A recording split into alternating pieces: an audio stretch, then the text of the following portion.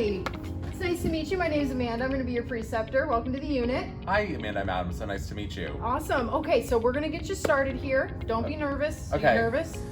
A little bit, but I'm excited. Good. Okay, so we have a brand new way to get you onboarded. It's extremely organized. We're going to learn a little bit about yourself, kind of ease you into the unit first, though, okay? You ready to get started? Awesome, I am. All right, let's do this thing. Great.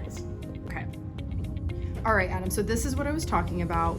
If you scroll down, it is an extremely organized and easy way to individualize everybody's onboarding experience. A little bit of background about your experience so far. Sure. Well, I just graduated. Okay. I did my clinicals at this hospital, but I've never worked on this floor. So I'm familiar with the computer system and with Pyxis. And I was also a CNA during nursing school. Oh, that's perfect. Okay, so basically what we do to onboard you is we use RPIs, or readiness to practice indicators. RPIs is a lot easier to say. Basically, it covers everything that we already do as nurses: assessment, communication with our patients. So what we're gonna do is we're gonna take a look at it and you can kind of see what I'm talking about. Sound good? Yeah, absolutely. Perfect, okay.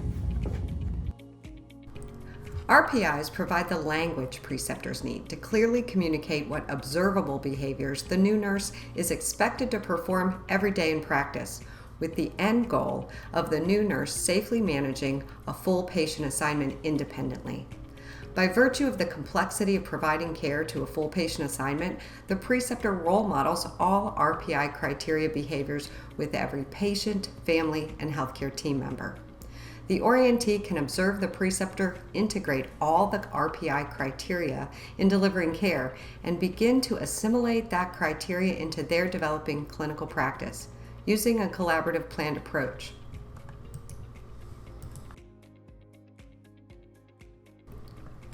Amanda clicks into Readiness to Practice indicators on Adam's status page and opens the RPI guidelines located under the hospital resources. Adam and Amanda discuss specific unit examples of the criteria under each of the RPI categories.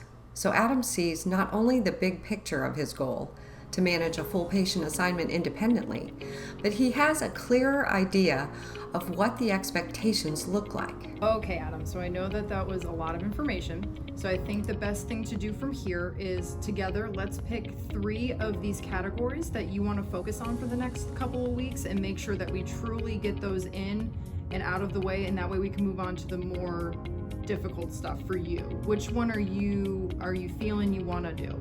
I think I definitely want to start with professional accountability because I definitely want to work on my communication. I get really nervous when I have to call the doctors.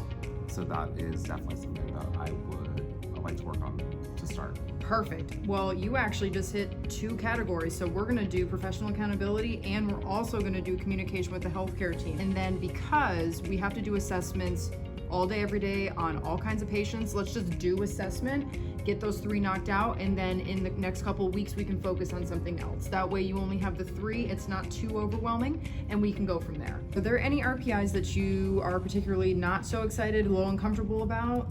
Yeah, I'm gonna have to say still not excited for medication management. A little nervous about that one still. Okay, so rest easy. That is a lot of new nurses' fear. But again, the point of the RPI is that you're gonna be watching me do this all day, every day. It does go beyond giving meds. You do have to educate the patient. You have to make sure that they understand the side effects of it. But again, we can really come back in 2 to 3 weeks after we finish the ones that you already chose to do, and we can allot more time and really focus in on that and make sure that you are ready to practice, okay? Okay. All right, I'm excited. Me too. All right, let's do this. Amanda documents their initial RPI review. She selects they have met all the criteria, selects validated from the drop-down box, and then types in their collaborative goals in the notes section.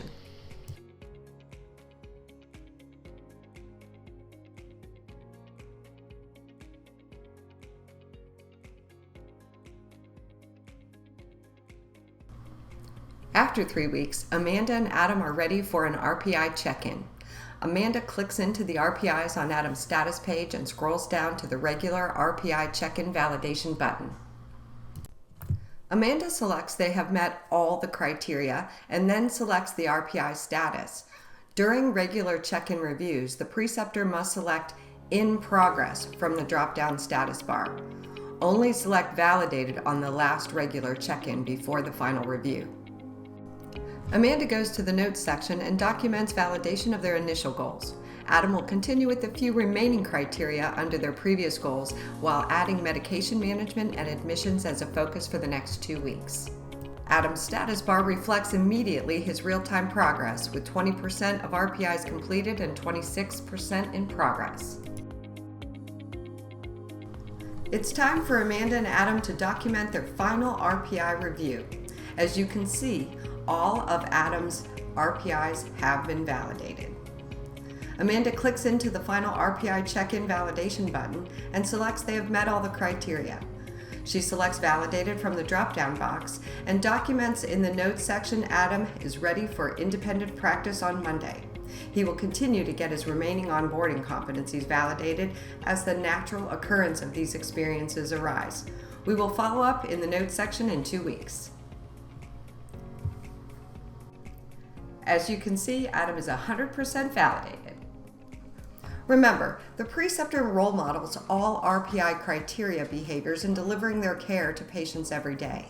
A key concept of RPI validation is the preceptor only validates criteria when an orientee consistently demonstrates the criteria or behaviors in their daily clinical practice. Once the orientee consistently demonstrates all behaviors or criteria within the RPI category, the preceptor can validate the category.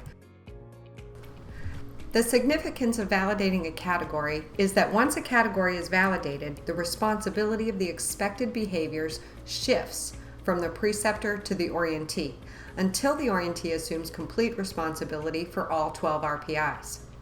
When an orientee performs all 12 RPIs consistently in their daily clinical practice and is observed and validated by a preceptor, it indicates the orientee is ready to practice independently. Can you believe that you're almost done, Adam? No, I can't. The time's just gone by so fast. I know, we have validated you on every single category in our RPIs. I have basically watched you now for the last 3 shifts handle these patients independently. Have you realized that? I haven't done anything. I know. I did notice that. Okay, so using the RPI tool and the validation that we've done, you've handled the patients the last 3 shifts. Do you truly feel competent to take an assignment by yourself? Yeah, I definitely feel confident and safe handling these patients. This was just such a great organized way to make sure that I hit everything, and I really think I can do it. That's awesome. Make sure that you sign up on my shifts and we can work together, okay? But I think you're validated. I think you're ready. Okay, awesome. I'm All so right, excited. let's do it. Thanks for watching this overview of readiness to practice indicators, and good luck and safe practice.